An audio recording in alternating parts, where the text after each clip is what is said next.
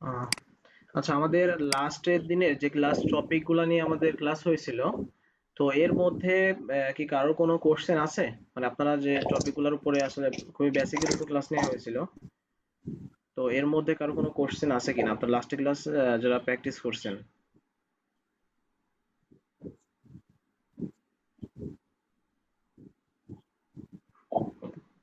আচ্ছা, যারা ইয়ে আছে আনমিউট অবস্থায় আছে আমরা একটু মিউট করে দিই।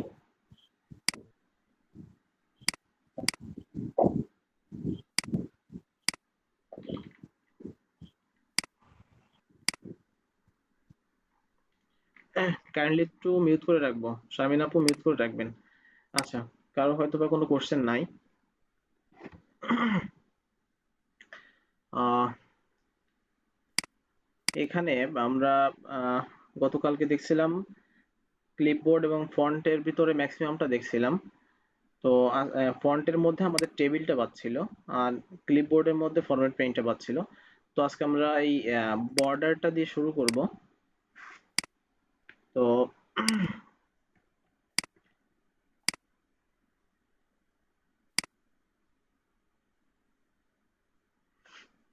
আচ্ছা, তো এখানে আপনারা যে এক্সেল শিটে যে গাইডলাইনটা দেখেন, এখানে এই যে প্রতিটা ঘর যে চার কোণা করে এক একটা ছক করে এই যে ইয়াগুলো দেখাচ্ছে, ঘরগুলো দেখাচ্ছে, এই যে আমার এই হাফসা হাফসা একটা করে দাগ দেখাচ্ছে, এটা আসলেও কি কোনো দাগ দেওয়া আছে নাকি এটা গাইডলাইন?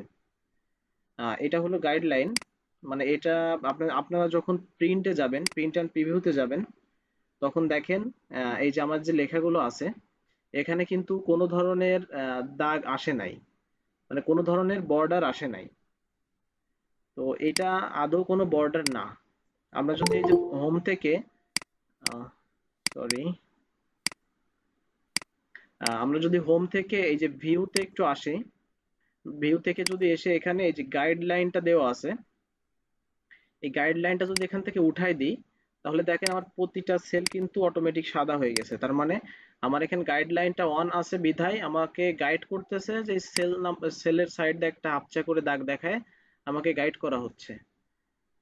তো এটা হলো গাইডলাইন, এটা কিন্তু আমাদের প্রিন্টে কখনোই শো করবে না।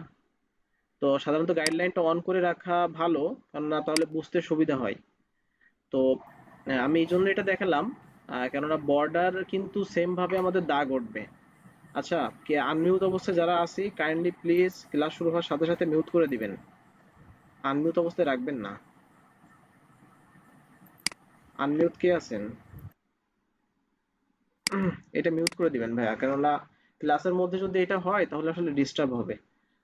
আর আপনাদের ওই ভিডিও রেকর্ডিং যেটা দেবো এটা কিন্তু ভালো আসবে না। আচ্ছা, তো এই বর্ডারের মধ্যে আমাদের এই যে বাটম border, top border, left and right, এটা তো মনে হয় আমরা বুঝতে পারছি। তো আমি প্রথমে গাইডলাইনটা অফ করে একটু দেখাবো, তাহলে আমাদের জন্য বুঝতে সুবিধা হবে। আমি যে কোনো একটা ঘর একটু বড় করে নিচ্ছি বোঝার সুবিধার্থে। যে সি, এটা আমি একটু বড় করে নিলাম, C2টা। তো এখানে যদি দেখি বর্ডারের বাটম বর্ডারটা যদি দেখি, তো এখানে যদি আমি ক্লিক করি, তো আমার এই ইসের এই সেলের আমার নিচের অংশটা কিন্তু একটা বর্ডার হয়ে গেছে, নিচের অংশটা। সেম ভাবে যদি আমরা এখানে টপটা দিয়ে দিই, তাহলে কিন্তু দেখেন আমার নিচেটা আগে দিয়েছিলাম, তারপরে উপরেরটা দেওয়া আছে। মানে এখানে আমার টপ বর্ডার আর বটম বর্ডার এই দুইটাই নিয়ে নিছে। এখন যদি আমি এই যে লেফটটা দিয়ে দিই, লেফট বর্ডার, তো সেক্ষেত্রে দেখেন লেফটে আছে, লেফটে একটা বর্ডার নিয়ে নিছে। সেম ভাবে যদি আমরা এখানে রাইটটা দিয়ে দিই, তো এখানে রাইটে একটা বর্ডার নিয়ে নিছে। তার মানে আমার পুরাটাই বর্ডারের আওতায় চলে গেছে।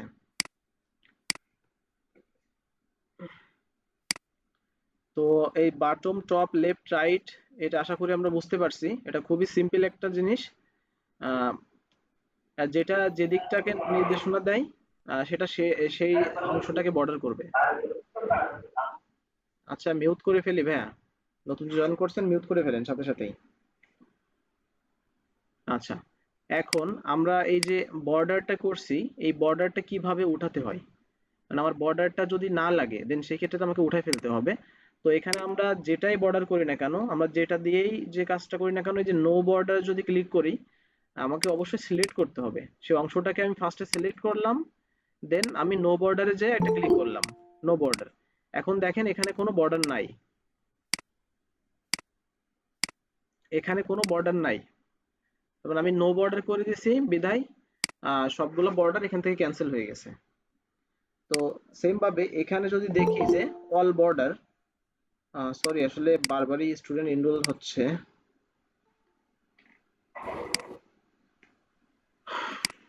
এখানে যদি অল বর্ডারটা একটু লক্ষ্য করি, অল বর্ডারে যদি আমরা ক্লিক করি, তাহলে একটা সেলের চারি অংশটাই কিন্তু বর্ডার হয়ে যাবে, চারি অংশটাই বর্ডার হয়ে যাবে।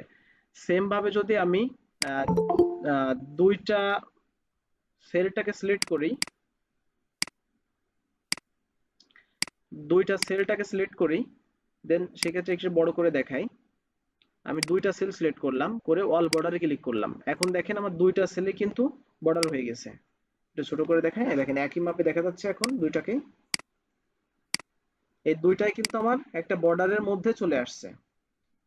তার মানে অল বর্ডার আমি যতটুকু সিলেক্ট করে অল বর্ডারে এখানে এসে ক্লিক করব, এই অংশ পুরোটুকু কিন্তু বর্ডার হয়ে যাবে, চারিপাশ বর্ডার হয়ে যাবে। যতটুকু সিলেক্ট করব ততটুকু অংশ বর্ডার হয়ে যাবে। তো আরো বোঝার সুবিধার্থে আমি এই বর্ডার গুলো ক্যান্সেল করে দিই।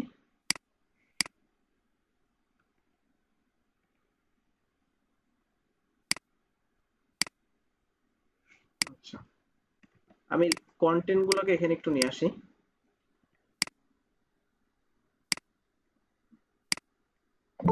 এই কন্টেন্ট গুলোর মধ্যে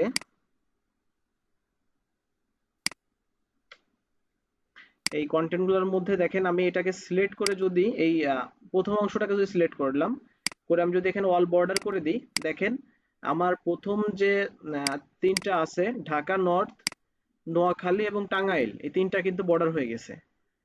আমি যদি এই মাঝের অংশটাকে করে দিই অল বর্ডার, এখানে গিয়ে অল বর্ডার, তো আমার এই অংশটা হয়েছে। এটা কিন্তু বর্ডারের আওতায় নাই, এগুলাও নাই।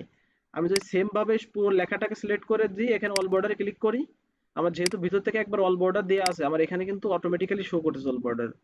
একবার দিলে সেটা এখানে হেডারে চলে আসবে।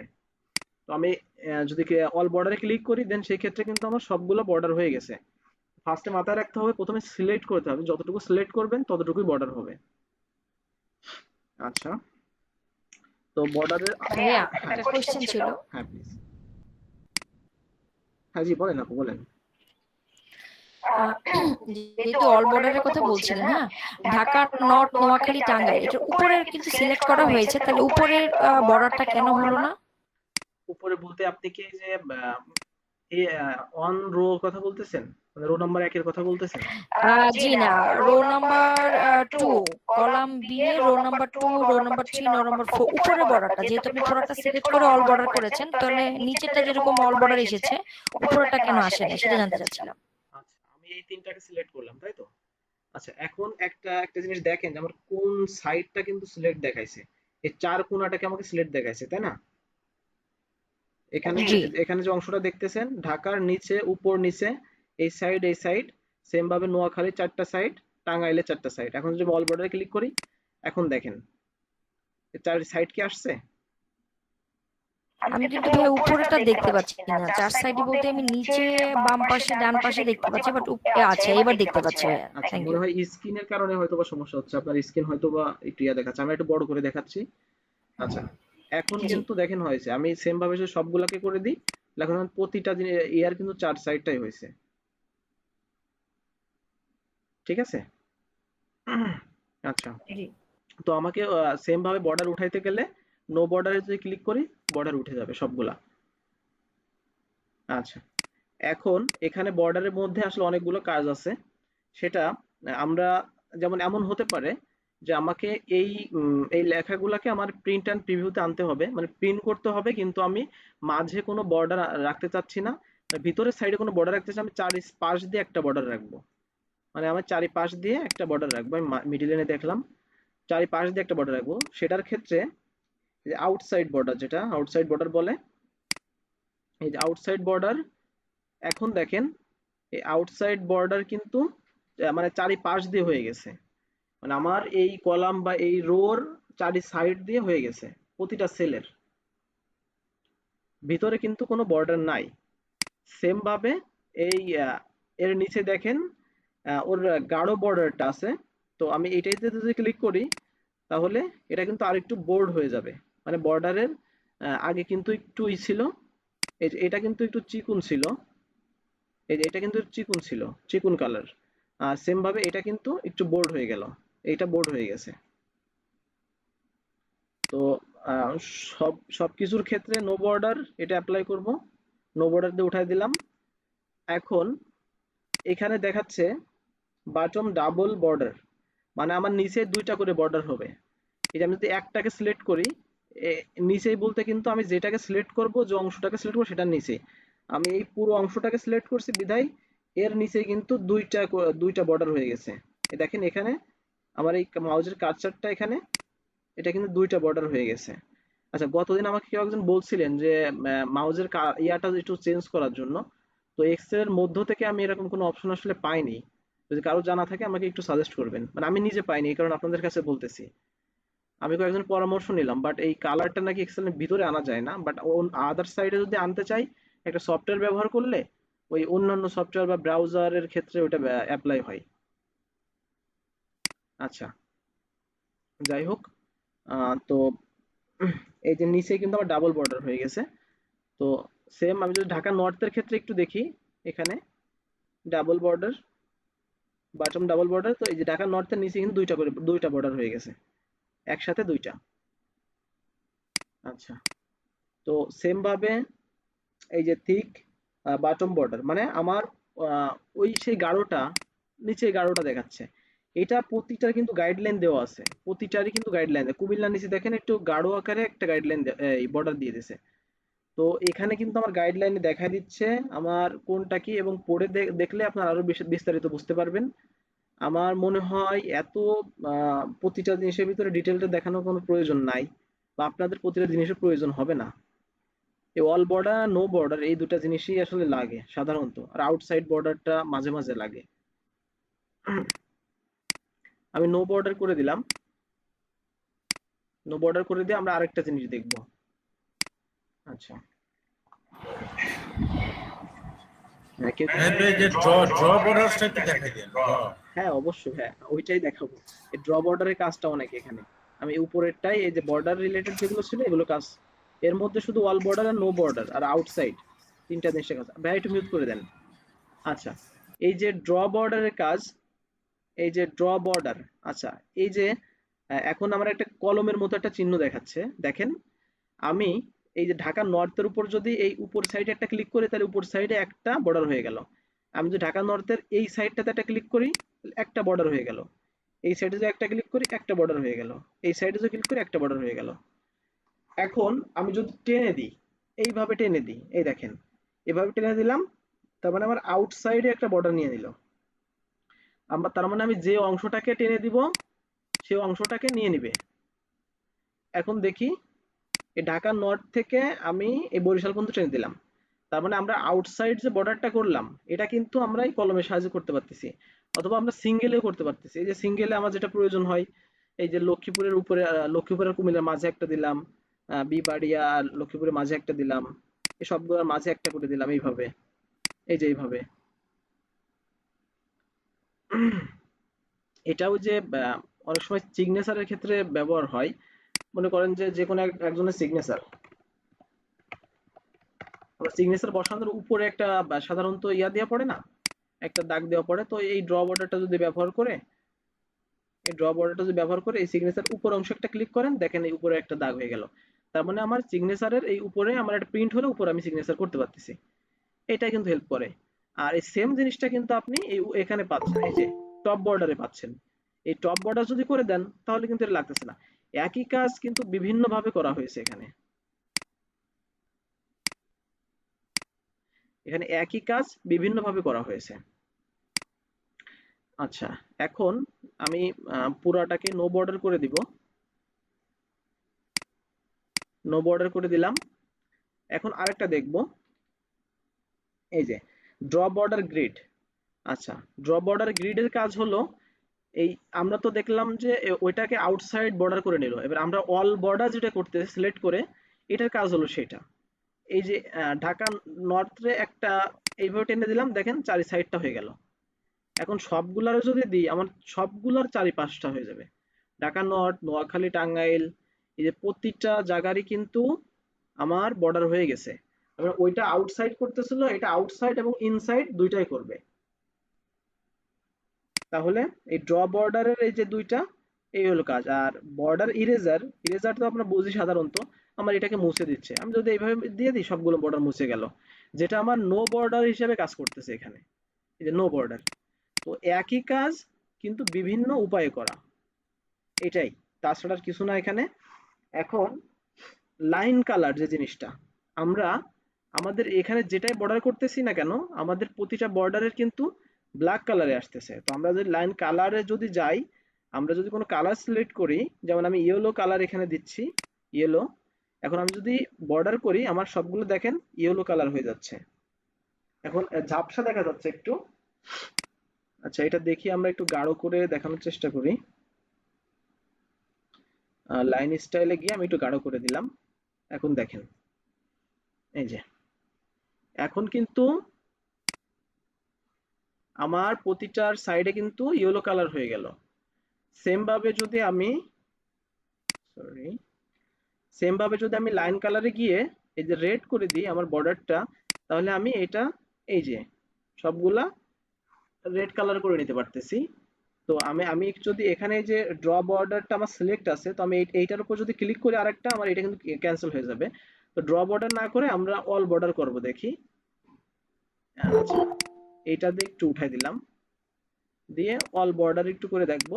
এই দেখেন অল বর্ডার মানে আমার রেড কালার এখানে সিলেক্ট আছে। এখানে রেড কালার আমার অলরেডি দেওয়া আছে বিধায় আমার এখানে কিন্তু অল বর্ডার ক্লিক করলে রেড বর্ডারটা চলে আসছে। তো আমরা যে কালারই এখান থেকে সিলেক্ট করে রাখবো না কেন, সেই কালারটা আমার অটোমেটিক্যালি এখানে আসবে। তো আমি একটু গ্রিন, ব্লু কালারটা দিয়ে দেখি, দেখেন আমার ব্লু কালারটা চলে আসছে। তো ওখানে গেলে সাধারণত আপনার ড্রটা অটোমেটিক্যালি সিলেক্ট হয়ে যাবে। আপনি যদি ড্রটা এইভাবে কেটে দেন, কেটে দিয়ে যদি আপনি অল অল বর্ডারটা ক্লিক করে দেন সিলেক্ট করে, দেন সেই ক্ষেত্রে আপনার কিন্তু ওই অল বর্ডারটাই কাজ করবে। তো কালারের বিষয়টা আমরা এখান থেকে বুঝে নিলাম, লাইন কালার। আর মোর কালারটা তো আমরা এখানেও ঠিক যেমন, এখান থেকে যেমন মোর কালারে গিয়ে বিভিন্ন কালার সিলেক্ট করতে হয়, সেম ভাবেই আমাদের লাইন স্টাইলে, সরি, লাইন কালারে গিয়ে যে মোর কালারে গেলে কিন্তু আমাদের অনেকগুলো কালার এখান থেকে নিতে পারি। আর কাস্টম কালারে আমরা এই যে বিভিন্ন কালারের কোড বা রেঞ্জ, এই যে হ্যাশট্যাগ যে কোড আছে এক একটা কালারের, আমরা অত ডিপে যাওয়ার প্রয়োজন নাই, আমাদের আসলে কালারের বাইরে সাধারণত প্রয়োজন হবে না। আহ, তো এখান থেকে আমরা আপনারা পছন্দের কালারটা সিলেক্ট করে নিতে পারবেন। এই যে পছন্দের কালার এভাবে সিলেক্ট করে নিতে পারবেন। তো কালার ক্ষেত্রে কিন্তু সব জায়গায় একই সিস্টেম। এখন আমি আবার নো বর্ডার করে দিলাম। আচ্ছা, এখন দেখি আমি এখানে যে লাইন স্টাইলে গিয়ে আমি যে বর্ডারটাকে চেঞ্জ করে দিলাম, এখান থেকে দেখেন আমার কিন্তু এই বর্ডারটা সাধারণত আমাদের থাকে প্রাথমিক অবস্থায়। তো লাইন স্টাইলে দেখেন কতগুলো বর্ডার আছে, এই যে ফোটা ফোটা একটা বর্ডার দেওয়া আছে। এখন দেখেন এই বর্ডারটা কিন্তু ফোটা ফোটা ফোটা ফোটা একটা অংশ দেখাচ্ছে, অনেক ছোট তো যে কারণে বোঝা যাচ্ছে না। আমি একটু জুম করে দেখাই, এই যে দেখেন এটা কিন্তু অনেক ফোটা ফোটা করে দেখাচ্ছে, ছোট ছোট ছোট ছোট অংশের ফোটা ফোটা দেখাচ্ছে।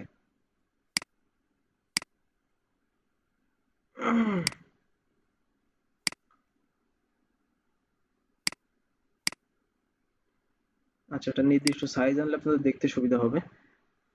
ওকে, তো সেম ভাবে যদি আমরা এখান থেকে লাইন স্টাইল থেকে একটু চেঞ্জ করে দিই, যদি ডাবলটা করে দিই, এখন একটু দিলাম, দেখেন এখন কিন্তু আমার প্রতিটা বর্ডার কিন্তু ডাবল। আমি একটু কালারটা চেঞ্জ করে দিই, তাহলে আপনাদের জন্য বুঝতে সুবিধা হবে। কালারটা আমি একটু গাঢ় রেড করে দিই। এখন দেখেন প্রতিটা কিন্তু ডাবল বর্ডার, এখানে প্রতিটার ক্ষেত্রে ডাবল বর্ডার শো করতেছে। তো আমরা আহ, এই লাইন স্টাইলে গিয়ে কিন্তু বর্ডার চেঞ্জ করে নিতে পারি। এখন এই যে ডট ডট একটা আছে, এটাতে একটু ট্রাই করে দেখি। এখন দেখেন যে বর্ডারটা কেমন হয়ে গেল। তার মানে এটা ছোট ডট বড় ডট একটা ডিজাইন আকারে আসতেছে। তো খুবই আহ, কম কাজের ক্ষেত্রে এগুলো প্রয়োজন হয়। আমার মনে হয় আমার লাইফে কখনো প্রয়োজন হয়নি, মানে আমার একবারও প্রয়োজন হয়নি। আমি যে কাজগুলো করে থাকি সাধারণত এর মাঝে একবারও প্রয়োজন হয়নি এই বর্ডার গুলা। বা এটা একটা জিনিসের কি সৌন্দর্যটা বাড়ায়, আপনার লেখা বা একটা পেজের সৌন্দর্যটা বাড়ায়। আচ্ছা, সেম ভাবে বর্ডারের মধ্যে এই যে মোর বর্ডারে যদি আমরা যাই, এখানে কিন্তু একটা ডিটেল আছে। ডিটেল বলতে আমরা যেগুলো ভাগে ভাগে ওখানে করেছি, যেগুলো ভাগে ভাগে ওখানে করেছি এখানে কিন্তু সেই জিনিসটা একটার মধ্যে পাওয়া যাচ্ছে। এই যে আমার স্টাইল, লাইন স্টাইল যেটা আছে, যে লাইন স্টাইল, এই যে আউটসাইড ইনসাইড বর্ডার, তার বর্ডার আমি উপরে করব নিচে করব নাকি এই অংশে করব, এই যে এখান থেকে আমি সবগুলো সিলেক্ট করে দিয়ে করতে পারি। এটা কিন্তু একটা ডিটেল, মানে যেটা আমরা ওখানে টপে দেখছি এখানে এসে আমরা এটা ভিতরে দেখতেছি। এই তাছাড়া কাজ না, এখানে আমি কালার চেঞ্জ করতে পারতেছি। তো সেম জিনিসটা কিন্তু আমরা সব এখানেই পেয়েছি, এর ভিতরে এই প্রথম থেকে শেষ পর্যন্ত পেয়েছি, সেটা মোর বর্ডারের মধ্যে আছে। এখান থেকে যে ফন্ট টন গুলো সিলেক্ট করতে হয়, ফিল কালারটা চেঞ্জ করতে হয়, এছাড়া আর কিছু না, ওই সেম জিনিসগুলা এখানে আছে। আচ্ছা, তো বর্ডারের মোটামুটি বর্ডারের ভিতরে যত ভেঙে দেখানোর দরকার আমি দেখাই দিছি। তো এর মধ্যে যদি কারো কোনো কোশ্চেন থাকে তো আপনারা ইয়া করতে পারেন, জিজ্ঞাসা করতে পারেন, যদি কারো কোনো বোঝার সমস্যা থাকে, যে বুঝতে পারেননি এমন কেউ থাকেন।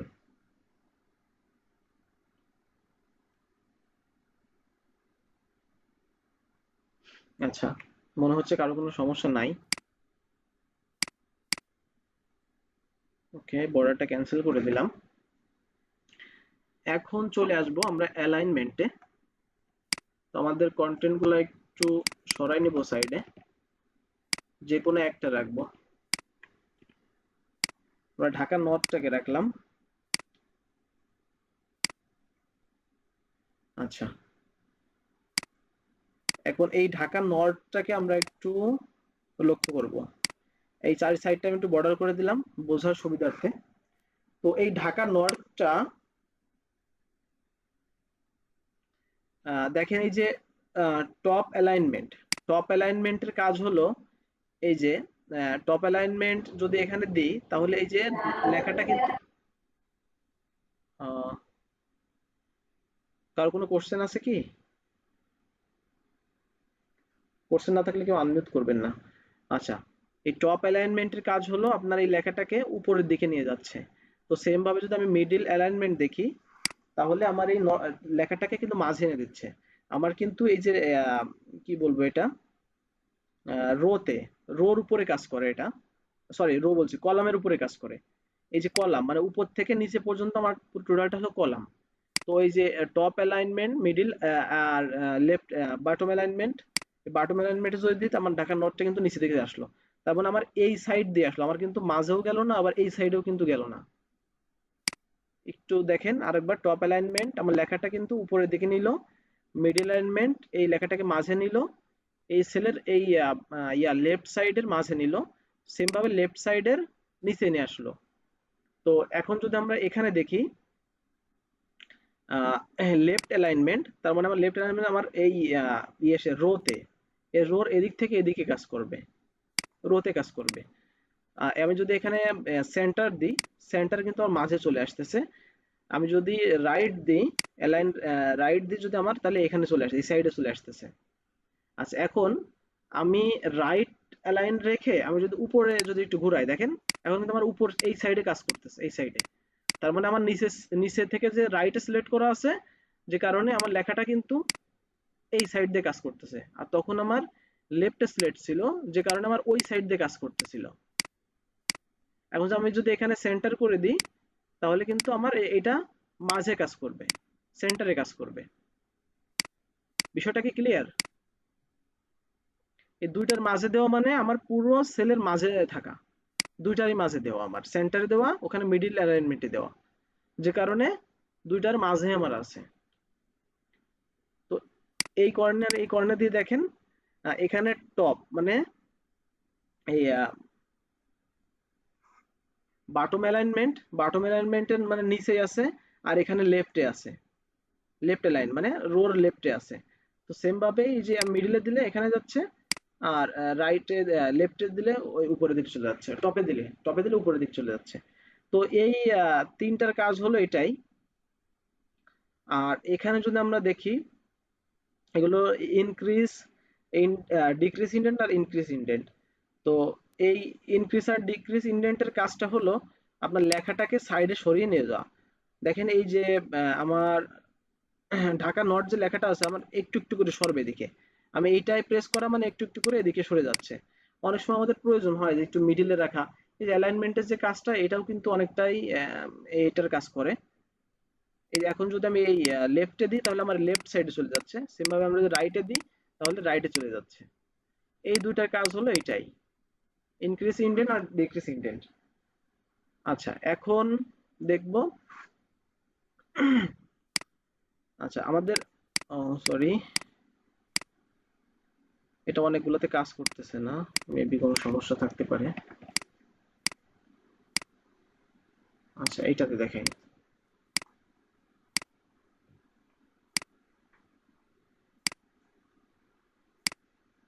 আচ্ছা আমাদের অনেক সময় লেখাগুলো বিভিন্ন সাইডে থাকে, দেখেন এই এ বি সাইডে এই যে যে চিহ্নটা দেখাচ্ছে এখানে, মানে আমার, আমি যদি এটা সিলেক্ট করে দেখাই, আমার পুরো সেলটাই কিন্তু বেঁকাই গেছে, পুরো সেলটাই আমার কিন্তু এইভাবে দেখাচ্ছে। মানে আমি যদি বর্ডারটা এখান থেকে উঠাই দিই, নো বর্ডার উঠাই দিই, তাহলে দেখেন আমার বর্ডারে কিন্তু আর কিছু শো করতেছে না, কিন্তু আমার লেখা ঢাকা নর্থ যে লেখাটা এটা কিন্তু কিছু কত ডিগ্রি অ্যাঙ্গেলে বাঁকাই গেছে। সেম ভাবে যদি এই সাইডে দেখাই, দেখেন আপনার এখানে কিন্তু প্রতিটা চিহ্ন দিয়ে বোঝাই দিচ্ছে যে আপনার কোন সাইডে যাবে এটা। এখন দেখেন এই যে ভার্টিক্যাল টেক্সটে দেওয়ার কারণে এটা উপর নিচে হয়ে গেছে। আচ্ছা অনেক লেখা তো এই কারণে বোঝা যাচ্ছে না, আমি একটু ছোট করে দেখাই। আচ্ছা এটা মিনিমাম, এই উপর নিচে হয়ে গেছে লেখাটা, আপনারা বুঝতে পারছেন হয়তো বা বিষয়টা। তো এই সেম ভাবেই এটা কিন্তু নিচে উপর হয়ে যাচ্ছে, মানে ঢাকার নর্থটা কিন্তু নিচে থেকে উপর সাইডে দেখাচ্ছে। আর এখন যদি দেখি রোটেট উপর সাইড, তারপরে ঢাকা নর্থ উপর থেকে নিচের অংশে দেখাচ্ছে, মাঝে দিয়ে দেখাই তাহলে বুঝতে পারবেন, উপর থেকে নিচের অংশে দেখাচ্ছে। তো সেম ভাবে আমরা যদি একেবারে আমাদের নিজের মতো করে করতে চাই, দেন সেই ক্ষেত্রে এখান দেখেন একটা টেক্সটাই কিভাবে ঘোরানো যায়, এই যে কত ডিগ্রি অ্যাঙ্গেলে আমি ঘোরাচ্ছি। আমি যদি এখানে 0 ডিগ্রি করে দিই, আমি 0 যদি করে দিই তাহলে ওকে দিলে আমার স্বাভাবিক লেখার মতো থাকবে। তো সেম ভাবে যদি আমি এটাকে উপরের দিকে, মানে টপ যদি 90 ডিগ্রি অ্যাঙ্গেলে দিয়ে দিই তাহলে টেক্সটটা আমার ওই নিচে থেকে উপরের দিকে চলে যাবে, মানে 90 ডিগ্রি অ্যাঙ্গেলে চলে যাবে। আমরা যদি এটা এখানে 70 ডিগ্রি, আমি 70 ডিগ্রি লিখে দিচ্ছি, অ্যাঙ্গেলে দিই, তাহলে দেখেন এটা কিন্তু হালকা একটু বাঁকায় আসছে। তো এটা মানে নিজের মতো করে এখান থেকে আমরা করে নিতে পারতেছি। আসলে এটা নিয়ে খুব বেশি সময় ব্যয় করা আমার মনে হয় আম, ঠিক না, কেননা আসলে খুব কম কাজের প্রয়োজন হয় এগুলা। তো আশা করি আপনারা বুঝতে পারছেন বিষয়টা। আচ্ছা অ্যালাইনমেন্ট আর এই অ্যালাইনমেন্টে যে ইয়াগুলো দেখালাম, এই রাফ টেক্সট আর মার্জিনাল সেন্টারটা পরে দেখাবো। এই যে তিনটা কাজ এখানে দেখালাম, এই তিনটা কাজের মধ্যে কারো কোনো সমস্যা মনে হচ্ছে কিনা, যদিও এটা খুবই ইজি। না ভাইয়া।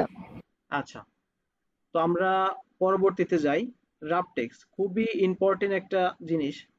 রাফ টেক্সটটা আমাদের কোন কাজে ব্যবহার হয়? আচ্ছা এখন আমি যদি একটা কোশ্চেন করি, আপনাদের মধ্যে থেকে আমাকে একটা অ্যান্সার দিবেন যদি কেউ জেনে থাকেন, দেন সেক্ষেত্রে। আচ্ছা ঢাকা নর্থ এটা তো লেখা আছে, তো আমি এই যে নর্থটাকে আমি যে এই যে উপর নিচে করে দিব এইভাবে, এই উপর নিচে করে দিব, এটা কিভাবে সম্ভব? ভাই এন্টার দিয়ে সম্ভব। এন্টার ভাই একটু আপনার যে ল্যাপটপ না ভাইয়া, র‍্যাপ টেক্সট করে দিলে হবে ভাইয়া। আচ্ছা র্যাপট্যাক্সে হবে, বাট র্যাপট্যাক্সে কিন্তু আপনার সেলের মধ্যে দেখাবে কিন্তু ফর্মুলা বারে কিন্তু দেখাবে না। আমি র্যাপট্যাক্সটা একটু করে দেখাই। সেই ক্ষেত্রে ভাইয়া মার্জিন করে নিতে হবে না? না একটু সরি, সেল মার্চ করতে হবে না? দুইটা সেল উপর নিচে দুইটা সেল মার্চ করে দেন র‍্যাপ টেক্সট করে দিলে হয়ে যাবে। না, আপনি যেটা বলতেছেন আমি বুঝতে পারছি। আপনি আমি একটু দেখাই, একটু দেখেন। এই যে আমার যে সেলটা আমি এটা কিন্তু ছোট করে নিয়েছি একটু, ঠিক আছে? এই সেলটা ছোট করে নিয়েছি বোঝানোর জন্য। তো তো আমি যদি এটা রাফ টেক্সট করি, একটু লক্ষ্য করেন, রাফ টেক্সট করলাম, আর এই ফর্মুলা বারের দিকে তাকান, সবাই সবাই ফর্মুলা বারের দিকে তাকান আর এইটার দিকে, এই দুইটার দিকে একসাথে একটু লক্ষ্য করেন। সিলেক্ট আছে, রাফ টেক্সট করলাম, ফর্মুলা বারে কোনো চেঞ্জ নাই, তার মানে এটা স্বাভাবিক আছে। কিন্তু আমার সেলের মধ্যে এটা কিন্তু উপর নিচে হয়ে গেছে। এটা কেন উপর নিচে হলো? এর কারণ আমার এই সেলের মধ্যে আমার সেলের যে জায়গাটুকু আমি এটাকে একটা লিমিট করে দিছি, একটা লিমিটের মধ্যে রেখে দিছি, যে কারণে ওই লেখাটা ওই জায়গার মধ্যে উপর নিচে হয়ে গেছে। রাফটেক্সের কাজই এটা। এখানে যদি রাফটেক্সের আচ্ছা, গাইডলাইনটা দেখাচ্ছে না, গাইডলাইনটা একটু শো করে এখানে, কার্সার দিলে একটা নির্দেশনা দেখায়। এই যে এ আর বির দিকে একটু তাকায় দেখেন, এ বি কিন্তু একটা ইয়া চিহ্ন দেখায়, দেখাচ্ছে যে সিটা কিন্তু নিচের দিকে চলে আসছে। তার মানে এ বিটা কে আমরা পাশ থেকে সিটারে নিচে নিয়ে চলে আসছে, কারণ পর্যাপ্ত জায়গা না থাকার কারণে সিটা নিচে নেমে আসছে। তো সেম ভাবে সেলের মধ্যে পর্যাপ্ত জায়গা না থাকার কারণে ওইটা অটোমেটিক্যালি নিচে চলে আসতেছে। এইটাই হলো রাফটেক্সের কাজ। আর অরিজিনাল যদি আপনি উপর নিচে করতে চান, দেন সেই ক্ষেত্রে আপনাকে কি করতে হবে? এটা ইন্টার দিলে, আমি ইন্টার দিই, এই যে আমি ইন্টার দিচ্ছি, আর নিচের সেলে চলে আসতেছে। তার মানে আমার লেখাটা কিন্তু ফর্মুলা বারেও যেভাবে আছে, আমার এখানে সেলের মধ্যে সেভাবে আছে। তো এটাকে আমার কিভাবে করতে হবে? এটা একটা শর্টকাট কি আছে, এটা একটু সবাই নোট ডাউন করে নেবেন। শর্টকাট কিটা হলো অল্ট্রা, কন্ট্রোলের পাশে যে এ এল টি নামে যে বাটনটা থাকে, আমি লিখে দিই এখানে এ এল টি, মানে আমরা অল্ট্রা নামে চিনি এটাকে, এই এ এল টি। তো আমরা এখানে ডাবল ক্লিক করে নর্থের এন এর সামনে কার্সারটা রাখবো। তার মানে আমরা নর্থটাকে নিচের দিকে নিব, তাহলে নর্থের এন এর প্রথমের দিকে আমরা কার্সারটা রাখবো। দেখেন আমার কার্সারটা লাফালাফি করতেছে নর্থের এন এর সামনে। এবার আমরা অল্টাতে প্রেস করে ধরে রাখবো, রেখে ইন্টারে প্রেস করব। আমাদের মাইক্রোসফট ওয়ার্ডে ইন্টার প্রেস করলে হয়ে যায়, এখানে অল্ট্রা প্লাস ইন্টার, অল্ট্রা প্লাস ইন্টার। তার মানে আমার এই দেখেন ফর্মুলা বারের মধ্যে উপর নিচে হয়ে গেছে, আমার সেলের মধ্যে উপর নিচে হয়ে গেছে। এটা অরিজিনাল আপনার প্রথম লাইন এবং দ্বিতীয় লাইন। আর রাফ টেক্সটটা হলো মানে ম্যানুয়ালি সামনে আমাদের দেখাচ্ছে, কিন্তু অরিজিনাল কিন্তু ওইটা ভিতরে চেঞ্জ হয় না। আমার দেখানো প্রিন্টেও কিন্তু শো করবে, রাফ টেক্সট যদি করা হয় প্রিন্টেও কিন্তু উপর নিচেই শো করবে, কিন্তু অরিজিনাল এক্সেলের ভিতরে কিন্তু এটা উপর নিচে হবে না। তো আমাদের রাফ টেক্সটটা খুব বেশি প্রয়োজন হয় কখন প্রয়োজন হয়? আমরা যখন একটা জিনিসের হেডার করি, একটা নতুন শিট নিয়ে দেখাই, এখানে যদি আমাদের একটা প্রিন্টের সাইজের ক্ষেত্রে আমাদের খুব বেশি প্রয়োজন হয়, প্রিন্টের সাইজের জন্য আমাদের খুব বেশি প্রয়োজন হয়। আমরা যে কোনো একটা যদি করি সিরিয়াল, যেমন আমি আমার কোম্পানির জন্য দেখাচ্ছি, যেমন আমরা এরিয়া, যেমন আউটলেট ডাটাবেস করতে গেলে দেখায় যে নাম্বার অফ আউটলেট, তার মানে আমার এটা সেলের বাইরে চলে গেছে, এটা আমার সেলের বাইরে চলে গেছে। আমার নাম্বার অফ আউটলেট, আমি যদি এই এরিয়াতে যদি আমি আউটলেট সংখ্যা যদি 5000 রাখি, দেন সেই ক্ষেত্রে আমার কিন্তু এই জায়গাটা অল্প লাগতেছে, এই সেলের জায়গাটা অল্প লাগতেছে, 5000 লিখতে আমার এতটুকু জায়গা লাগতেছে। কিন্তু নাম্বার অফ আউটলেটের জন্য আমার এত বড় করে দিতে হচ্ছে। তার মানে আমার যদি অনেক বড় লিস্ট হয়, হ্যাঁ, যেমন বোঝানোর সাথে আমি দেখাচ্ছি, outlet owner name, outlet owner name, outlet code, route, zone, territory, cluster, mobile number of retailer. এখন দেখেন এই যে হেডারটা, আমি এটাকে ক্লিক করে সঠিক মাপে নিয়ে আসলাম। এখন এটা একটু বড় করে দেখাই, এটা যদি আমি প্রিন্টে আনতে যাই, দেন সেই ক্ষেত্রে এটা আসলে দেখেন অনেক বড় একটা জায়গায়, রুটে কিন্তু আমার এতটুকু জায়গায় কভার করবে না, আমার জোনটা এতটুকু জায়গায় কভার করবে না। এর নামটা কিন্তু ক্লাস্টার, মানে অনেক বড় জায়গা। মোবাইল নাম্বার মানে মোটামুটি একটা বেশ বড় জায়গা, টেরিটরি। তো এত বড় একটা ডাটা আমার একটা প্রিন্টের সাইজ আনতে গেলে কিন্তু অনেক বড় সমস্যা। তো আমার এখানে এই দুইটা জায়গা কিন্তু আমার খেয়ে যাচ্ছে, জায়গা খেয়ে যাচ্ছে। তো আমি কি করব, আমার সেলটাকে একটু রোটাকে একটু নামাই দিব নিচের দিকে, যাতে আমরা একটা পেজের মধ্যে ধরাইতে পারি। তো আমরা অ্যালাইনমেন্টের মাঝামাঝি মিডিল অবস্থানে করে নিলাম, নেওয়ার পরে এখানে রাফ টেক্সট করে দিলাম। রাফ টেক্সট করে যদি আমি এটাকে ভেঙে দিই, দেখেন নাম্বার অফ আউটলেট কিন্তু উপর নিচে এই সেলটা বলার কারণে আমার এটা শো করতেছে আউটলেট অনার নেম, দেখেন ছোট হয়ে গেছে। আউটলেট কোড ছোট হয়ে গেছে। মোবাইল নাম্বার অফ রিটেলার দিলাম, ছোট হয়ে গেছে। সেম ভাবে আমার যে লেখাগুলো বড় আছে যে হেডারে, এই হেডারটাকে আমরা সুন্দর করে রাফ টেক্সটের মাধ্যমে সাজাইতে পারি। এখন যদি আমি একটা প্রিন্টের সাইজে নিয়ে আসতে চাই,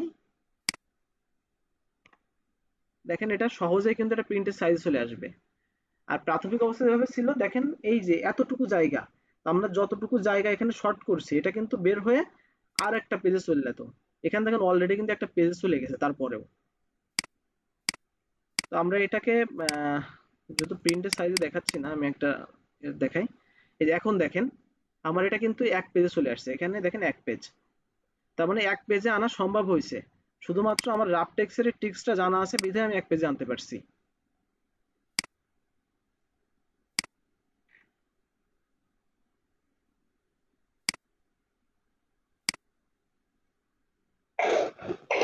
রাইট ভাই। হুম হুম, হ্যাঁ জি বলেন। ভাই এই যে এক্সেলের শীটের কতটুকু নিলে আসলে প্রিন্টের উপযোগী হবে এটা কিভাবে বুঝবো?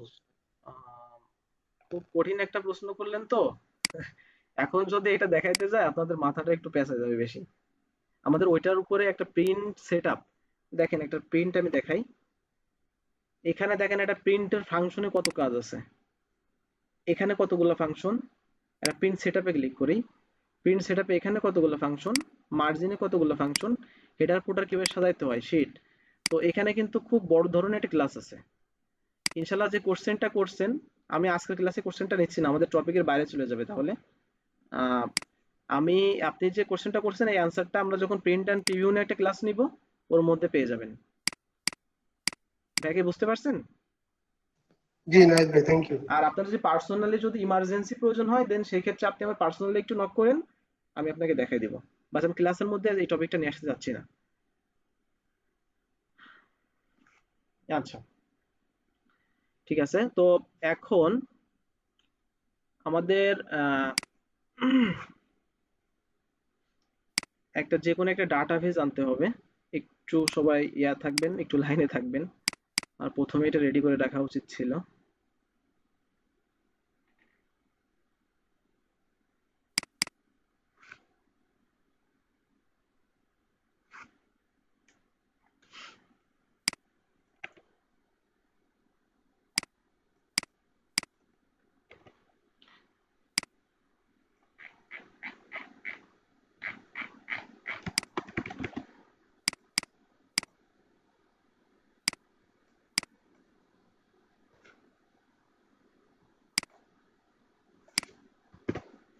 আচ্ছা আচ্ছা, এখন একটা ডাটাবেজ নিয়ে আসলাম। এই ডাটাবেজটা নিয়ে আসার কারণ হলো আমরা কিছু জিনিস দেখব, যেমন ইনসার্ট আছে, তারপরে আমরা কিভাবে এই যে কলাম বা রো গুলা একটু ছোট বড় করতে পারি। ইনসার্ট একটা খুব বড় বড় বিষয়, আমি একটু পরে দেখাচ্ছি ওটা, সরি। আচ্ছা এখন এই যে আমরা বিভিন্ন সময় আমাদের কলাম বা রো এই যে একটু ছোট বড় এভাবে টেনে ছোট বড় করা লাগে, এটার বিভিন্ন ওয়ে আছে। কতগুলা ওয়ে অ্যাপ্লাই করে আমরা এটা করতে পারি, আমরা সবগুলাই দেখব। কোন ওয়েটা সহজে করা যাবে সেটাও দেখব। আচ্ছা, তো প্রথম যে জিনিসটা আমাদের টুলস এর মধ্যে কি বলে, আমাদের প্রতিটা ইয়ার এই প্রতিটা কলাম বা প্রতিটা রোর যে সাইজটা আছে, প্রতিটা রোর একটা এক একটা করে সাইজ আছে কিন্তু। এই সাইজটা কিন্তু আপনারা এখানে গিয়ে পাবেন। আমি যদি এই কলামটাকে সিলেক্ট করি, আমি আবার দেখাই, এই কলামটাকে যদি আমি সিলেক্ট করি সেক্ষেত্রে এই যে ফরম্যাট, আমরা হোমে আসি, হোমের মধ্যে ফরম্যাটে চলে যাব।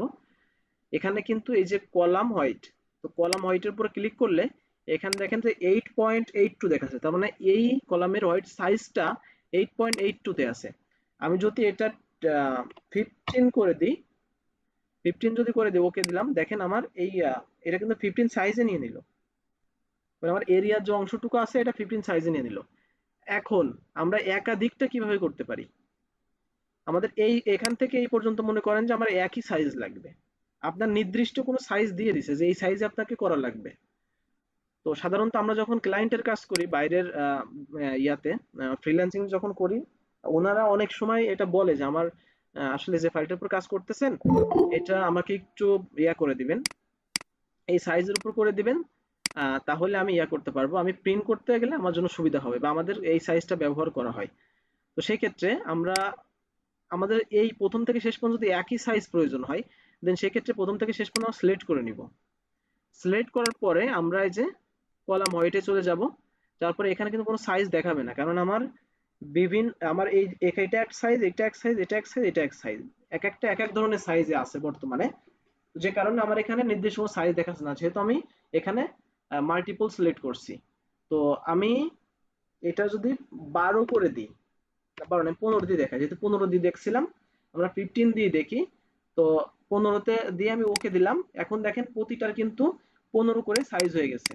মিডল লাইনে দেখা দিচ্ছি, দেখেন প্রতিটা কলামের কিন্তু একই সাইজ, প্রতিটা কলামের একই সাইজ। সেম ভাবে রোর ক্ষেত্রে আমরা এই কয়টা রোকে যদি সিলেক্ট করে দিয়ে এই রোতে যে আমরা এখানে যদি রোর সাইজটা কম আসে, আমি এখানে 10 দিয়ে দেখি, 10 10 দিয়ে দেখে আমি ওকে দিলাম। দেখেন এই যে রোর সাইজটা কিন্তু 10 এই সাইজ হয়ে গেছে। দেখেন নিচের গুলো আমি যেগুলো সিলেক্ট করেন সেটা এক সাইজ আছে, এগুলা কিন্তু আরেকটা সাইজে আছে। তো এই সাইজটা কিন্তু খুব প্রয়োজন, কারণ আমাদের আমরা যখন একটা জিনিস লেখি আমাদের একটা সাইজে যদি না করা থাকে, সাইজে না করা থাকলে সেটা অটোমেটিক্যালি কিন্তু ওই ও সাইজ নিয়ে নেবে, এক্সেল অটোমেটিক্যালি সাইজ নিয়ে নেবে। তো সেটা হয়তোবা আমাদের সেই সাইজটা আমাদের পছন্দ নাও হতে পারে বা আমাদের প্রয়োজনের বাইরে চলে যাইতে পারে। তো তো এই একটা ওয়ে দেখলাম যে আমরা টুলস এর মাধ্যমে কিভাবে করতে পারি। এখন আমরা আসি একটু ম্যানুয়ালি কিভাবে করতে পারি। ম্যানুয়ালি আমি দেখো রো গুলো আমি একটা সাইজে নিয়ে আসতেছি, আমার মনে করেন যে এক একটা এক একটা সাইজ আছে, এইভাবে এক একটা এক এক সাইজ আছে, আমার দেখতে খুব খারাপ লাগতেছে। এই যে এখানে একটু গাঢ় আছে, এক কাছাকাছি, এখানে একটু ফাঁকা, এখানে কাছাকাছি, এখানে ফাঁকা, এইভাবে আছে। তো আমি প্রথম থেকে শেষ পর্যন্ত মনে করেন হেডারের আমার একটা একটা সাইজ থাকলো, হেডারটা সাধারণত আমরা বড় রাখি, তো আমি হেডারটা একটা কালারের মধ্যে নিয়ে নিলাম। ফরম্যাটটা কিভাবে সাজাতে হয়, হেডারটা একটা কালারের মধ্যে নিয়ে নিলাম। এবার আমি 2 থেকে শেষ পর্যন্ত সিলেক্ট করে নিলাম। আমি কিভাবে একবারে সিলেক্ট করলাম, এটা কিন্তু আমি সিলেক্ট করতে পারতাম এইভাবে, এই যে টেনে ধরে এখান থেকে এইভাবে টানতাম, টেনে আমার নিচে পর্যন্ত যাইতো, এই সিলেক্ট। আর আমি কিন্তু এখানে করলাম কি, এই টুর উপরে একটা ক্লিক করলাম আর কিবোর্ডের একটা চাপ দিলাম, আমার প্রথম থেকে শেষ পর্যন্ত অটোমেটিক সিলেক্ট হয়ে গেল। আচ্ছা এইটা কিভাবে হলো, এইটা একটু বলি। এটা আপনি যখন একটার উপর চাপ দিবেন, একটাকে সিলেক্ট করে দিবেন, আপনার এই প্রথম প্রথম কলামে যদি ডাটা শেষ পর্যন্ত থাকে, মাঝে যদি কোনোটা গ্যাপ থাকে, এই যে একটা গ্যাপ আছে যশোর, এখন দেখেন আমার এটা কিন্তু এই যশোর পর্যন্তই যাবে, এই দেখেন এটা এই মাঝের গ্যাপের বাইরে কিন্তু যাবে না। তখন আমাকে কি করতে হবে, আর 2টা চাপ বেশি দিতে হবে, এই 2টা চাপ বেশি দিতে হবে, তখন চলে গেছে।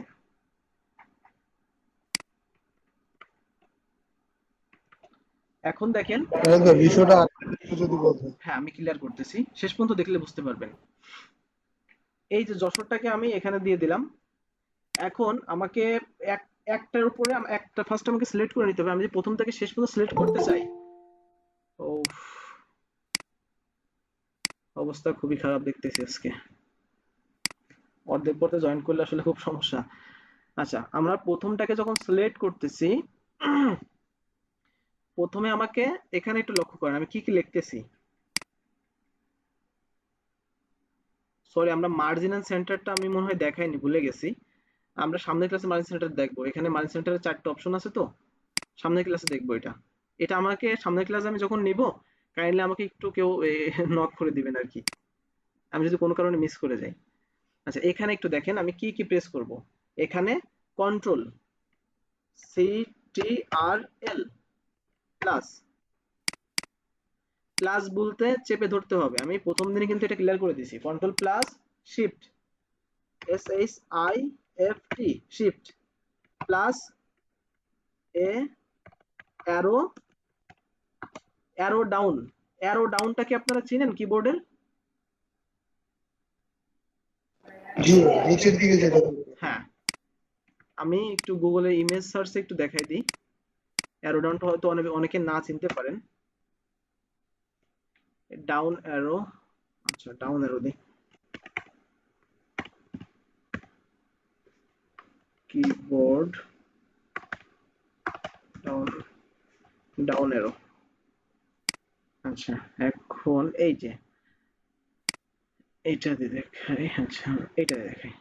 এই যে এই যে চারটা বাটন আমাদের কিবোর্ডে কিন্তু আছে, প্রতি ল্যাপটপেরও আছে, আবার যদি ডেস্কটপ থাকে সেটাও আছে। এইটাকে বলে ডাউন অ্যারো, আমার নিচের দিকে কিন্তু ইন্ডিকেট করতেছে ডাউন অ্যারো। এটা হলো আপনার রাইট অ্যারো, এটা লেফট অ্যারো, এটা আপ অ্যারো। তো এই যে up, down, right and left, এই তিনটা অ্যারো কিন্তু অনেক কাজের, এক্সেলের ক্ষেত্রে অনেক বেশি কাজের। এইটা এই অ্যারোটা কিন্তু একটু সময় মাথায় রাখবেন। এটা এই সাইডটা কিন্তু অ্যারো চিহ্ন।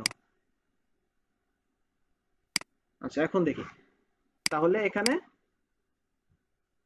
এখানে ডাউন অ্যারোটা, তো আমাকে এটা ফার্স্টে সিলেক্ট করতে হবে, কন্ট্রোল চেপতে হবে, শিফট চাপতে হবে, চেপে ধরে রাখতে হবে, প্লাস কিন্তু দুইটার মাঝে আছে, তার মানে চেপে ধরে রাখতে হবে, তারপরে ডাউন অ্যারোতে প্রেস করব, একটা প্রেস করব, একটা প্রেস করলাম, তাহলে প্রথম থেকে শেষ পর্যন্ত চলে আসলো। তার মানে আমার পুরো মাল্টিপল সিলেক্ট হয়ে গেল, আমি যতটুকু সিলেক্ট করতে চাচ্ছি সেই অনুযায়ী আমার সিলেক্ট হয়ে গেছে। এখন আমি একটা মাপে নিয়ে আসতে যাচ্ছি সবগুলাকে, তাহলে কিভাবে? আমি ম্যানুয়ালি করব এটা। এই যে আমার 2 এবং 3 এর মাঝে যে একটা ইয়া দেখাচ্ছে, এই যে একটা দাগ দেখাচ্ছে, মানে 2 আর 3 এর মাঝে যে বর্ডারটা আছে, এই বর্ডারের উপর কার্সর রাখলে দেখেন এরকম একটা চিহ্ন দেখাচ্ছে। এই চিহ্নটা আমি বাম বাটন দিয়ে চেপে ধরে রেখে নিচের দিকে টান দেবো, দেখেন এই যে হাইট বা পিক্সেলে কতটুকু হবে এটা কিন্তু সাইজ দেখা যাচ্ছে, যে 15, অবশ্যই 30, এপাশে 15.50, 31 দেখা যাচ্ছে। তাহলে কোন মাপে আমার মাপটা কিন্তু এখানে দেখা দিচ্ছে। তো আমি 16 মাপে নিলাম, 16 মাপে এখন ছেড়ে দিলাম।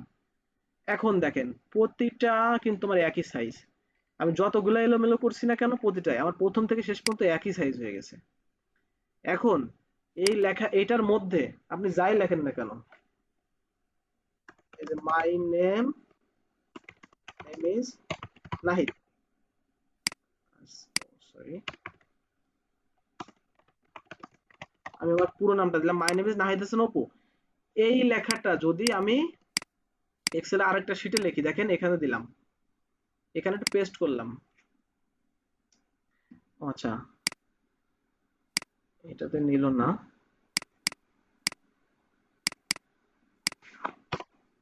আচ্ছা এটা মানে ফিক্সড হয়ে আছে, ওইটার মতো ফিক্সড হয়ে আছে অটোমেটিক্যালি, মানে নতুন একটা এক্সেলে দেখাতে হবে।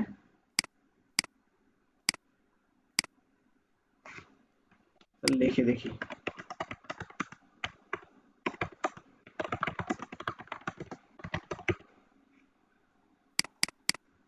আচ্ছা ওর নিচ্ছে না। যাই হোক, এটা অটোমেটিক্যালি যখন লেখা হয় ও কয়েকটা লিখে দেখি,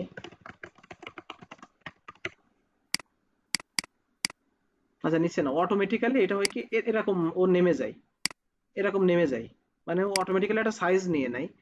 সম্ভবত আমি এই যে এটার উপরে কাজ করতেছি, তো কাজ করার কারণে আমার এটা এখান থেকে যে ফিক্স করে দেয়া আছে, এখানে যেহেতু কলামটা আমি ফিক্স করে দিছি, রোটা এখানে ফিক্স করে দিছি, যে কারণে এইটাও কিন্তু এই 365 এর একটাই, মানে ওই আমি একটাতে দেখাইছি, যে কারণে এইটার মধ্যে নিয়ে নেছে ওইটা অটোমেটিক্যালি। আমি সবগুলো এক্সেল করে আমার ফাইলগুলো যদি আবার পুনরায় ওপেন করি দেন সেই ক্ষেত্রে আমরা এটা দেখাবে। আচ্ছা যাই হোক, এটা কিন্তু আমি যদি একটা এই সেলের, আমি যেটা বোঝাইতে চাচ্ছি, এই সেলের বাইরে যদি কিছু লেখি, মানে এই সেল থেকে বড় হয়ে যাচ্ছে, তখন করবে কি অটোমেটিক্যালি ও নিজে এইভাবে নেমে যাবে বা নিজে এইভাবে সরে যাবে। যদি এদিকে যায় তো এদিকে এইভাবে নিজে সরে যাবে, এটা আমার সরাই দেওয়া লাগবে না। আমরা যদি এইভাবে যদি কলামটাকে বা রোটাকে যদি ফিক্স করে দিই, তাইলে আমি যত বড় কন্টেন্ট লিখি না কেন আমার ওইটার মধ্যে থেকে যাবে, ওইটা কখনোই এদিক বা ওদিক ওর নিজের ইচ্ছা মতো সরতে পারবে না। তো এইভাবে ফিক্স করে দেওয়া যায়। সেম ভাবে আমি যদি কলামের ক্ষেত্রে দেখাই, আমি এটা সিলেক্ট করে দিলাম, এখন যদি আমি এইভাবে একটু চাপাই দিই, দেখেন আমার এটা সবগুলো একই মাপে হচ্ছে, এদিকে দিচ্ছি দেখেন সবগুলো একই মাপে হচ্ছে। একটার ক্ষেত্রে সেম ভাবে একটাকে সিলেক্ট করে এদিকে দিচ্ছি এদিকে দিচ্ছি, এই যে এই কার্সারটা এখন আমরা এই যে ফরম্যাট পেইন্টটা একটা মজার জিনিস কেন একটু দেখাই। আমি ফরম্যাট পেইন্টটা বলছিলাম যে দেখাবো একটা ক্লাসে, আমি ফরম্যাট পেইন্টের ছোট্ট একটা কাজ দেখাই। এই যে মনে করেন যে এই এরিয়াতে আমি একটা কালার দিয়ে দিলাম, কালার এখানে মনে করেন যে একটা ইতালিক দিয়ে দিলাম, এখানে বর্ডার করে দিলাম, পুরো বর্ডার না, এটুকু বর্ডার করে দিলাম। এখন দেখেন এখানের যে লেখাগুলো আছে বা কালার আছে এটার সাথে কিন্তু কোনো মিল নাই। এই যে এ কলামটার টোটালি কোনো মিল নাই,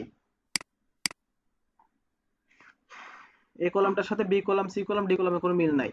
তো আমার মনে করেন যে প্রয়োজন আছে যে এ কলামের ঠিক যেভাবে আছে কন্টেন্টটা, কালার, বর্ডার, কন্টেন্ট, তারপরে এখানে যেভাবে আছে না কেন ফন্ট, ফন্ট ফন্ট সাইজ যেভাবে আছে আমার সবগুলোর ওর একই লাগবে। আচ্ছা, আমার সবগুলা রোর যদি একই লাগে দেন সেই ক্ষেত্রে আমার কি করতে হবে, এই এক একটা করে সিলেক্ট করে করতে হবে, না হলে মাল্টিপল সিলেক্ট করে আমাকে ফার্স্টে কালার সিলেক্ট করতে হবে, তারপরে বর্ডার দিতে হবে, তারপরে এখান থেকে বোল্ড করা লাগবে, এখানে ইতালিক করা লাগবে, তারপরে আমার এই হবে, তারপরে এখানে সাইজ দেখা লাগবে যে কত সাইজ আছে, এখানে 14 সাইজ আছে ফন্ট, আবার সিলেক্ট করতে হবে, এখানে কি করতে হবে আমার 14 সাইজে নিতে হবে, তাহলে এইটার মতো হয়ে গেল। আচ্ছা, এইটা আমরা এই যে এতগুলো কাজ করলাম খুবই শর্টকাট ওয়েতে আমি ফরম্যাট পেইন্টার দিয়ে করতে পারবো। সেটা হলো আমি ফার্স্টে এই এটাকে সিলেক্ট করলাম, মানে এ কলামটাকে সিলেক্ট করলাম এভাবে, সিলেক্ট করার পর আমি ফরম্যাট পেইন্টারটা নিলাম, মানে আমি এ কলামের মতো বাদ বাকি কলামটাকে করতে চাই, আমার কাজ হলো এটাই। আমি এটাকে ফার্স্টে সিলেক্ট করলাম, তারপরে আমি ফরম্যাট পেইন্টার এটা ক্লিক করলাম, মানে এই এই ফরম্যাটটারে আমি আঁকায় নিলাম এক কথায়। আমার আঁকায় নেওয়ার পরে আমি বি থেকে ই পর্যন্ত প্রথম থেকে শেষ পর্যন্ত নিয়ে ছেড়ে দিলাম। এখন দেখেন এখানে যা আছে ফন্ট সাইজ, বোর্ড ইতালিক, তারপরে কালার, যাই আছে না কেন অটোমেটিক্যালি সবগুলাই নিয়ে নিছে প্রথম থেকে শেষ পর্যন্ত। দেখেন এই যে শেষের দিকে চলে আসলাম, শেষেও যা আছে ও কিন্তু ওখানেও তাই নিয়ে নিছে। তো আমি চাইছিলাম আমার এ কলামের মতো আমি সবগুলাই করব, যে কারণে আমি ফরম্যাট পেইন্টার মাধ্যম দিয়ে আমি 1 সেকেন্ডের মাধ্যমে করে ফেললাম। দেখেন 1 সেকেন্ডটা কি হবে, এই যে ক্লিক করলাম, এই যে ব্যাস শেষ। 1 থেকে 2 সেকেন্ড আমার ব্যয় হলো। আমি যদি ম্যানুয়ালি করতাম সেই ক্ষেত্রে আমার এখানে অনেক বেশি সময় ব্যয় হতো। তো ফরম্যাট পেইন্টার সময় সেভ করার জন্য খুব ভালো একটা জিনিস, অনেক কাজটাকে আপনাকে সহজ করে দেবে। আচ্ছা, আমরা টপিকে, হ্যাঁ জি, হ্যালো, হ্যাঁ জি ভাইয়া বলেন ভাই। তাই তো এই যে আমরা এক্সেলের যে শীটটা আছে, দেখা যায় যে ওটার কর্নারে একটা যে ত্রিকোণের ভিতরে জিনিস আছে ওটা যদি ক্লিক করি পুরোটা সিলেক্ট হয়ে যায়। মানে আমার দরকার হচ্ছে হলো যতটুকু লেখা অতটুকু সিলেক্ট হবে না। আপনি এখন যেটা দেখাইলেন যে control alt plus shift plus down arrow, ওটা দিলে কি যতটুকু আমার লেখা অতটুকু সিলেক্ট হবে? হ্যাঁ, আপনাকে আমি একটু ছোট কন্টেন্ট করে দেখাই, আপনার কোশ্চেন অ্যান্সার আমি দিচ্ছি। এই যে সবগুলোকে একটা সাইজ করে নিলাম। এখন এখানে যে আমার লেখাগুলো আছে, এখানে যে লেখাগুলো আছে দেখেন আমি প্রথমটাতে আমার কার্সর আছে, তার মানে আমি করলাম কি কন্ট্রোল শিফট ডাউন এরো দিলাম, তাহলে আমার চৌগাছা সবগুলো সিলেক্ট হয়ে গেল। সেম ভাবে রাইট, মানে আমার 12 বাজারটা কিন্তু আমার রাইটে আছে, তার মানে আরেকবার রাইটে ক্লিক করলাম, দেখেন মানে এই সাইডে আবার এই সাইডে আমার টোটালটা সিলেক্ট করে নিল। আমি যদি প্রথমে করে এই যে কন্ট্রোল শিফট রাইট এরোতে দিলাম, প্রথমে এই প্রথম থেকে শেষ পর্যন্ত সিলেক্ট হয়ে গেল, তারপরে ডাউনে দিলাম, দেখেন ডাউন নিচের দিকে চলে আসলো। এখন কি বুঝতে পারছেন? এটা আপনি মাউস দিয়েও করতে পারেন, যদি ছোট থাকে দেন সেক্ষেত্রে এইটুক সিলেক্ট করে নিতে পারেন, এইটুক সিলেক্ট করে নিয়ে বর্ডার করে নিতে পারলেন, কালার করে নিতে পারলেন, এই যে যা খুশি তাই করবেন। সেম ভাবে যদি কিবোর্ড দিয়ে করতে চান, কিবোর্ডটা কখন ব্যবহার করব, যখন আমাদের অনেকগুলো ডাটা থাকবে। এই যে এইভাবে আমাদের যে অনেকগুলো ডাটা আছে, এই যে অনেকগুলো ডাটা আছে, তো এটা আমার মাউস দিয়ে করতে গেলে একটু সময় লাগবে হয়তোবা, এই যে সময় লাগতেছে একটু। এটা করতে পারে কি, আমি এই যে কিবোর্ডে একটা দুটা চাপ দিলাম, সিলেক্ট হয়ে গেল, তারপরে বর্ডার করলাম, কালার করলাম, ব্যাস ক্লিয়ার। দেখেন কতক্ষণ সময় লাগছে আমার। ভাইয়া কি কোশ্চেনটা কি ক্লিয়ার? সেকেন্ডে একটু ক্লিয়ার হইলে যে কিবোর্ড দিয়ে কিভাবে অনেকগুলো থাকলে। অনেকগুলো থাকলে এই যে সেম সেম ওইটা এখানে এই কন্ট্রোল শিফট ডাউন অ্যারো, অথবা আপনার যদি রাইট সাইডে যাইতে হয় তাহলে রাইট অ্যারো, তারপরে যদি লেফট সাইডে যাইতে হয় মানে এদিক থেকে এদিকে যদি যাইতে হয় তাহলে লেফট অ্যারো, তারপরে মানে এই নিচের থেকে যদি উপরে যাইতে চান, এই যে নিচে আছেন আপনি, এই নিচের থেকে উপরে যাইতে চান তাহলে কন্ট্রোল শিফট পেজ আপে দেবেন, বা ওই যে আপ অ্যারো যেটাকে বলে আপ অ্যারোতে দেবেন, দিলে আবার তো উপর দিকে চলে আসবে। ঠিক আছে, এইভাবে সিলেক্ট করতে পারেন, অথবা মাউস দিয়ে সিলেক্ট করতে পারেন এইভাবে।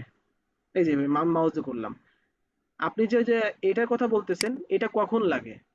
এটা পুরো এক্সেল, একদম পুরো এক্সেলের ফাইল, মানে আমার একটা এক্সেলের কতগুলা রো আছে দেখেন, এখানে কত 10,48,576টা রো আছে, 10,48,576টা, এর বেশি আর নাই।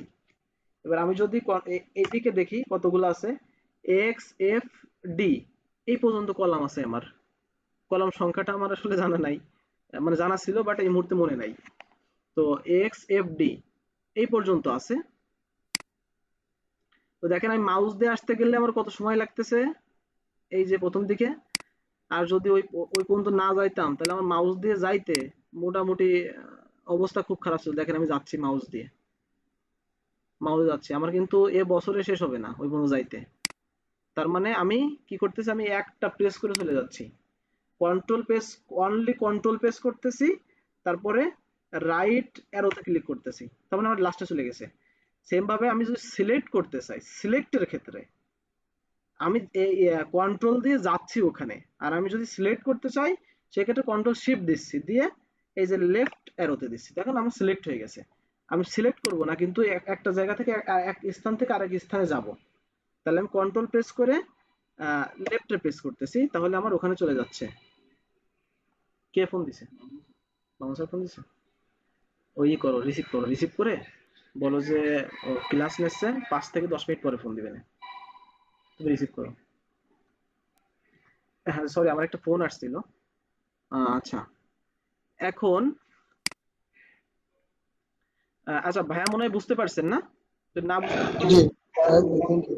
ওকে, তাহলে আমার কন্ট্রোলের কাজ হলো সিলেক্ট করা না। আমি যদি কন্ট্রোল দিয়ে অ্যারোর চারি সাইডটাতে প্রেস করি, দেন সেই ক্ষেত্রে যখন আমাদের একটা শীটের এই শীটটা নিয়ে আমরা দেখি, এই শীটটা দেখি, এই শীটটা কিন্তু আমি প্রথম থেকে শেষ পর্যন্ত যাইতে আমার কি করতে হবে, হয়তো প্রথম থেকে এই পর্যন্ত এইভাবে টানতে হবে, এইভাবে টানতে হবে, এভাবে টানতে আমার মোটামুটি একটা অনেক বেশি সময়ের ব্যাপার। আবার 5-7 হাজার বা 10,000 ডাটা থাকে, তাহলে তো মনে করেন যে আপনার কয়েক মিনিট, 10 মিনিট 5 মিনিট লেগে যাইতে পারে। আপনি সেটা যদি 1 সেকেন্ডে পারেন তাহলে 10 মিনিট কেন ব্যয় করবেন? অথবা আপনি মাউসের এই সাইড থেকে যদি টানতে চান, এইভাবে দেখেন, এই যে টানতেছেন, তার মানে এটা হ্যাং করার সম্ভাবনা আছে এক সময় যদি অনেক ডাটা থাকে। এই দেখেন অনেক সময় লাগতেছে। তো এই সেম জিনিসটা আমি এরিয়ার উপরে একটা ক্লিক করলাম, করে আমি কন্ট্রোলে প্রেস করে ডাউন, পেজ ডাউন অথবা পেজ অ্যারো, যেটা পেজ অ্যারো বলে সেটার পেজ ডাউন বলে, পেজ অ্যারো ডাউন অ্যারোতে ক্লিক করলাম, করলে দেখেন শেষেরটাই চলে আসলো অটোমেটিক্যালি। তার মানে আমার ওই কলামে একদম শেষের যে কন্টেন্টটা আছে ওই কন্টেন্টটা অটোমেটিক্যালি চলে আসবে। এখন যদি আমি দেখি মাঝ থেকে যদি একটা মিসিং থাকে, এই মাঝ থেকে একটা মিসিং, এই মাঝ থেকে আরেকটা মিসিং, এখন দেখেন কি হয়, কন্ট্রোল প্রেস করে ডাউন অ্যারোতে দিলাম, ওই মিসিংটা এসে দাঁড়ায় গেল, এই দেখেন মিসিংটা এসে দাঁড়ায় গেল। তারপরে আরেকটা প্রেস করলাম, ওই মিসিংটারে ভেদ করে নিচেরটা চলে আসলো, পেজ ডাউনে আবার দিলাম, দিয়ে আরেকটা মিসিং এর আগে এসে দাঁড়ায় গেল, সেম ভাবে ওইটারে পার করে দিলাম, আবার ডাউন দিলাম, লাস্টে চলে আসলো। তার মানে আমার যদি মিসিং থাকতেছে মাঝে কোনো কন্টেন্ট, দেন সেই ক্ষেত্রে আমার কিন্তু ওইটা মাঝে মাঝে দাঁড়ায় যাচ্ছে। সিলেক্টের ক্ষেত্রে একটু দেখি, এই দেখেন কন্ট্রোল শিফট দিয়ে আমি যদি ডাউনে সিলেক্ট করি, তাহলে এই যে ওখানে কিন্তু দাঁড়ায় গেছে, এই দাঁড়ায় গেছে। এখন আমি আরেকটা প্রেস করলাম, আরেকটা করলাম, ওখানে দাঁড়ায় গেছে এসে, তারপরে আমি আরেকটা করলাম, আরেকটা। এখন এই যে দুইটা জায়গায় যে আছে, এই দুইটা জায়গায় আমি কিভাবে দ্রুত পার হব, কন্ট্রোল শিফট এই ডাউন দিলেন, এই যে দেখেন চলে আসলো। এই যে কতটুকু সময় লাগছে, কিন্তু আপনি যদি মাউস দিয়ে করতেন তাহলে আপনার কতটা সময় লাগতো, বা আপনি যদি পেজগুলো টেনে করতেন তাহলে আপনার কত সময় লাগতো। এখন এই সিলেক্টটাকে তো আমি যদি এক্সেল ফাইলে একবারে শেষ অংশ পর্যন্ত নিয়ে যাই, দেখেন কিভাবে একবারে শেষ অংশ পর্যন্ত চলে গেছে। আপনি যত দূর যাবেন ওই সিলেক্টটা কিন্তু তত দূর চলে গেছে। এই কন্ট্রোল প্রেস করে এই পর্যন্ত দেখলে বোঝা যাচ্ছে, এই যে একদম প্রথম পর্যন্ত সিলেক্ট চলে আসছে, এই যে এই শেষ।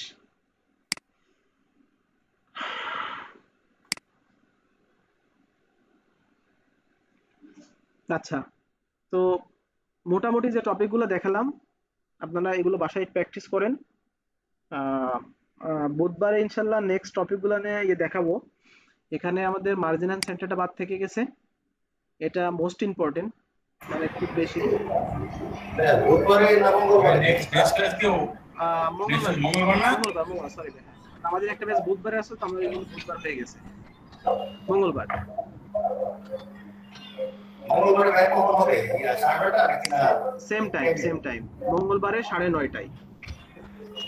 আচ্ছা, তো আমরা মঙ্গলবারে আমাদের টপিক থাকবে মার্জিনাল সেন্টার হলো মেন। ভাই একটু মিউট করে দেন,